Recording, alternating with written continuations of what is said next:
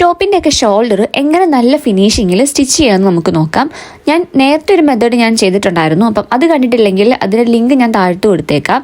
ഇത് വേറൊരു മെത്തേഡിൽ സ്റ്റിച്ച് ചെയ്യുന്നതാണ്. ലൈനിങ് ടോപ്പ് ആയതുകൊണ്ട് തന്നെ നമ്മുടെ നെക്കൊന്ന് കട്ട് ചെയ്തെടുത്തിട്ട് ലൈനിങ് മറിച്ചിട്ടിട്ട് മാത്രമേ ഉള്ളൂ, മേലെയുള്ള സ്റ്റിച്ച് കൊടുത്തിട്ടില്ല.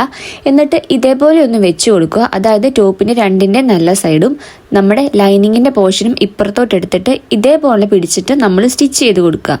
ഞാൻ സെൻറ്ററിൽ നിന്നാണ് അങ്ങോട്ടും ഇങ്ങോട്ടും സ്റ്റിച്ച് ചെയ്ത് കൊടുക്കുന്നത്. 2 സ്റ്റിച്ച് വെച്ചിട്ട് കൊടുക്കുന്നുണ്ട്. നിങ്ങളത് ശ്രദ്ധിച്ച് നോക്കണം. നിങ്ങൾക്കൊന്ന് പോസ് ചെയ്ത് വെച്ചിട്ട് നോക്കണമെങ്കിൽ കറക്റ്റ് എങ്ങനെ അത് മനസ്സിലാകും. ഇതേപോലെ ഒന്ന് സ്റ്റിച്ച് ചെയ്ത് കൊടുത്തു കഴിഞ്ഞിട്ട് നിവർത്തുമ്പോഴേക്കും നമ്മുടെ ലൈനിങ്ങും അതേപോലെ തന്നെ മെയിൻ ക്ലോത്തും കൂടെ ഒരൊറ്റ ലെവലിൽ നമുക്ക് കാണാൻ പറ്റും. ഞാനിതിപ്പം എങ്ങനെയാണ് വരുന്നതെന്നുള്ളത് ഓപ്പൺ ചെയ്ത് കാണിക്കാം. അത് ഒരേ ലെവലിൽ തന്നെയായിരിക്കും ആ സ്റ്റിച്ച് വന്നിരിക്കുന്നത്. ലൈനിങ്ങും ഒരേപോലെ നമ്മുടെ മെയിൻ ക്ലോത്തും ഇതുപോലെ വരും. എന്നിട്ട് വേണം നമ്മൾ അകത്തോട്ട് മടക്കിയിട്ട് നമ്മുടെ നെക്കിൻ്റെത് മേലെയുള്ള പോർഷൻ നമ്മൾ സ്റ്റിച്ച് ചെയ്ത് കൊടുക്കാൻ വേണ്ടിയിട്ട്. ഇതിപ്പോൾ നെക്ക് ഞാൻ മേലെ അടിച്ചു കൊടുത്തിട്ടില്ല. ഇത് ഇതേപോലെ വന്നിട്ട് നമ്മൾ അകത്തോട്ട് ഫോൾഡ് ചെയ്തിട്ട് വേണം നെക്ക് ഫുള്ളൊന്ന് കംപ്ലീറ്റ് ചെയ്തെടുക്കാൻ വേണ്ടിയിട്ട്. ചിലർ നെക്ക് അടിച്ചു കൊടുക്കാറില്ല, അയൺ ചെയ്യത്തേ ഉള്ളൂ. അപ്പം നമുക്ക് നല്ല ഫിനിഷിങ്ങിൽ തന്നെ കിട്ടിയിട്ടുണ്ട്. ഇതുപോലെ ട്രൈ ചെയ്ത് നോക്കിയിട്ടില്ലെങ്കിൽ ഇങ്ങനെ ഒന്ന് ട്രൈ ചെയ്ത് നോക്കുക, നല്ല ഫിനിഷിംഗ് ആയിരിക്കും.